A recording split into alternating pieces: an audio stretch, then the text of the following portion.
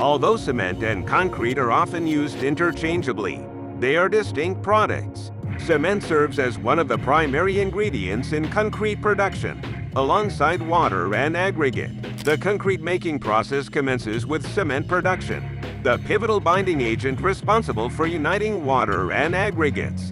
Various types of cement exist, but ordinary Portland cement stands as the most prevalent. Its nomenclature derives from its resemblance in color to the limestone found on the Isle of Portland in Dorset, England. The foundational materials for cement fabrication primarily comprise limestone and clay, typically sourced from quarries through either blasting or heavy machinery extraction. After extraction, these materials undergo crushing at designated plants, reducing them to smaller particles. The crushed limestone and clay are then meticulously blended to form what is referred to as raw meal.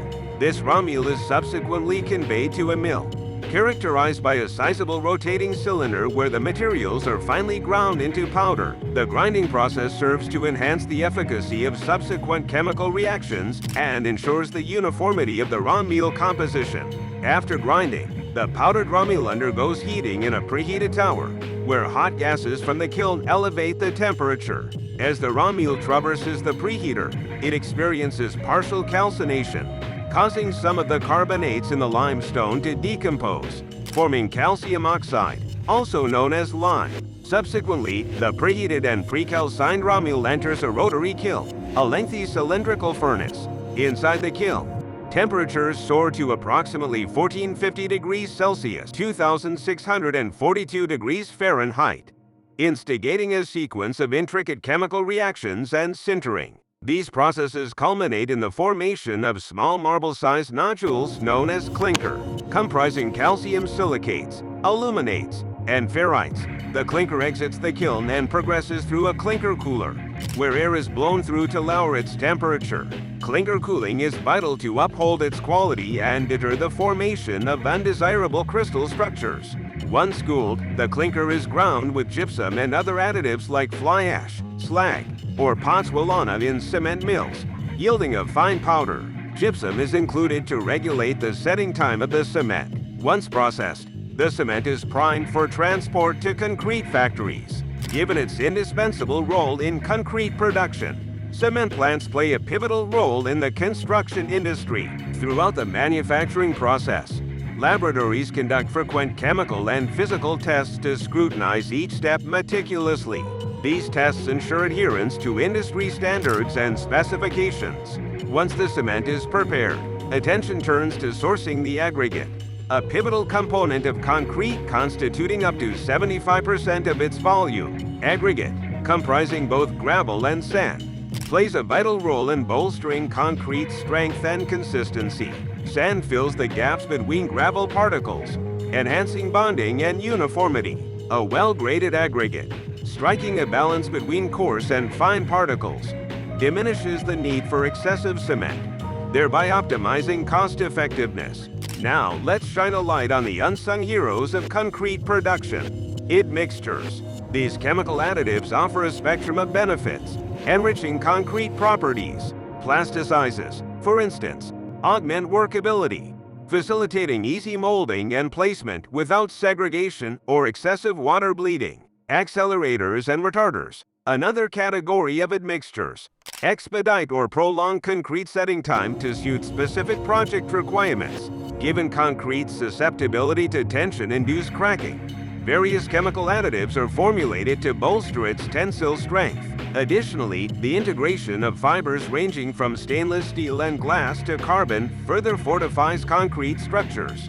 These enhancements, coupled with meticulous selection and treatment of raw materials, contribute to the robustness and longevity of concrete constructions. With all components in place, concrete production can commence. The initial stage involves measuring the proportions of cement, aggregate, admixtures, and water, tailored to the desired concrete strength and characteristics. Concrete mix design, a distinct discipline, is dedicated to determining the optimal ratios of raw materials to achieve a target tensile strength. Moreover, building codes prescribe specific ratios of cement, aggregate, and water, varying according to the type of construction. Following proportioning, Thorough mixing of ingredients ensues to achieve a uniform blend. Traditionally, this task was manual, employing shovels on a flat surface like a concrete slab. However, contemporary methods employ concrete mixers, streamlining and expediting the process. The mixing phase ensures even distribution of cement particles throughout the aggregates. Once the dry ingredients are amalgamated, water is added gradually while mixing persists. The fusion of water and cement yields a paste known as cement paste, initiating the hydration process. The hydration process generates heat and unfolds gradually over an extended period, steadily enhancing the strength and durability of the concrete.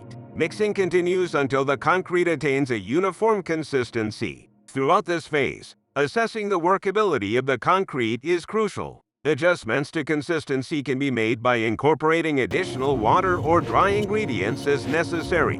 Once the concrete achieves the desired consistency, it's transported to its final location for placement. This can entail pouring it directly into formwork molds or utilizing specialized equipment like pumps or conveyors. During placement, preventing segregation where coarse aggregates separate from the rest of the mixture is imperative. After placement, proper compaction is vital to eliminate voids or air pockets. Vibrators or mechanical means such as tamping or rolling are employed for this purpose, ensuring dense, robust concrete. Following placement and compaction, curing becomes essential. Curing involves maintaining adequate moisture and temperature conditions to facilitate cement hydration and strength gain. This often entails keeping the concrete damp or shielding it with curing membranes, blankets, or plastic sheets. The duration of curing can span several days or weeks, contingent upon concrete type and desired strength.